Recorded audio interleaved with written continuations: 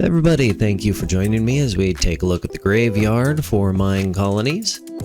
This hut is a little bit different. You're going to have a gravekeeper. They will have a very small percentage chance of resurrecting dead colonists, but otherwise, it's basically corpse storage, as a graveyard generally is.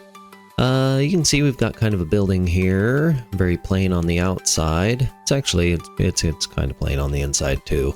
But the graveyard has requirements, but also doesn't have requirements. So if we head on inside, we've got some tables here. Since we're in the desert, we can go ahead and, cut you open, scramble your brains, embalm you on the table. All of those sweet juices, but just kind of we'll pretend that they go somewhere. And you can see down here, we've actually got a bit of a necropolis. This is our hut block for the graveyard. And that is where your gravekeeper will come and interact with things. But if we go downstairs, this is really where all of our dead citizens will be stored.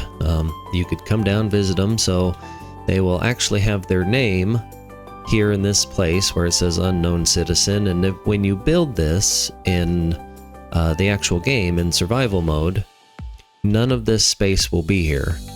These shelves, the crypt down here, if you will all be empty, and it won't get filled up until you have some citizens that pass away or get killed in combat, whatever happens.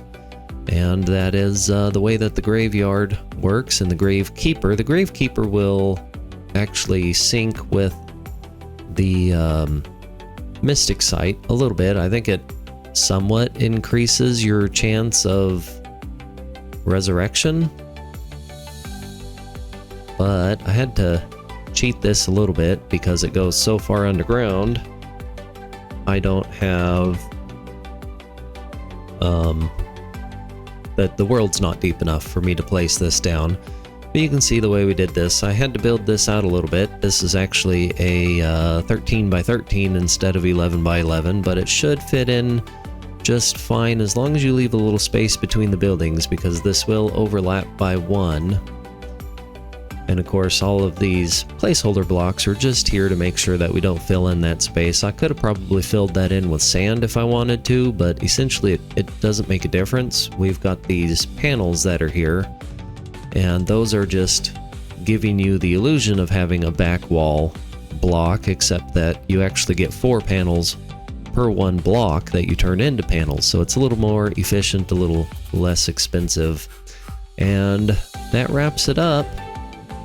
Hopefully it's kind of a little bit spooky, eerie, a little different from the rest of our build. We've got, some fire and whatnot that's coming out the top. And one of the things that I do like to do is see what something looks like at night.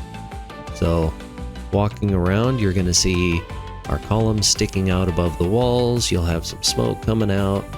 Should be a little creepy, hopefully. If you go downstairs, we've got all these soul torches, and I think this is the first instance I've used anything that's going to require you to go to the nether, and that's just because it doesn't light things up quite as much. It's just a little bit of ambiance. But thanks for joining me. I believe our next video, I'm skipping around a little bit. We're going to go ahead and take a look at the Alchemist Tower next. But thank you for joining me. Hope you enjoyed it, and I will see you in the next one.